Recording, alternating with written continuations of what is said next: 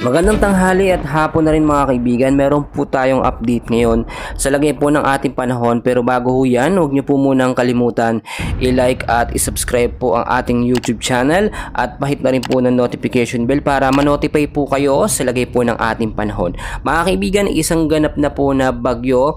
Ito pong low pressure area na kahapon lamang ay nasasabi natin na low pressure area pa lamang siya.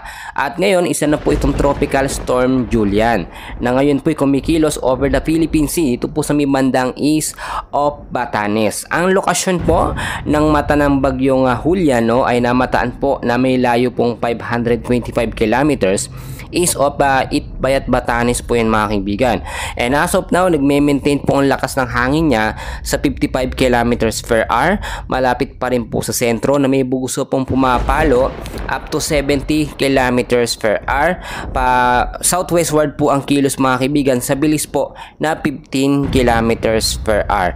Mga kaibigan, ito yung sinasabi natin na banta nga po ng pang-anim na bagyo sa loob po ng ating bansa mga kaibigan. At kung makikita nyo sa ating weather system, hindi lamang itong si bagyong Julian ang ating binabantayan. Meron din pong isang bagyo pa sa labas ng bansa at isang low pressure area, pero hindi naman ito direktang tatama o hindi siya dedireksyon papasok po ng ating bansa. At dahil po naging isang ganap na tropical storm, ito nga pong si bagyong Julian, binabantayan po ito mga kaibigan na posible pong tumama o bumulusok dito po sa may bandang extreme northern Luzon mga kaibigan. So aasahan yan by next week mga kaibigan o sa mga susunod na araw within the next 48 hours. So mas maganda nakamonitor at nakabantay po tayo. So itong bagyo po na si Julian mga kaibigan ay medyo matatagalan pa po bago lumabas ng ating bansa. Mag-i-stay po siya hanggang 5 araw po by next week at inaasahan na tatahakin niya po itong bandang extreme northern Luzon mga kaibigan.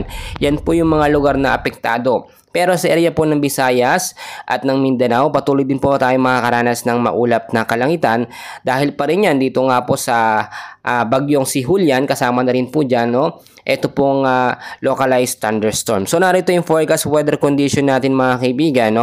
Ang ilang bahagi po mga kaibigan ng Cagayan Valley, ngayong araw po ay posible tayong makaranas ng storm signal number 1. Medyo malakas na hangin po yan, pero minomonitor natin mga kaibigan dahil posible pong magbago or pwedeng mag-iba yung direksyon nito pong hangin nga pong si bagyong Julian mga kaibigan.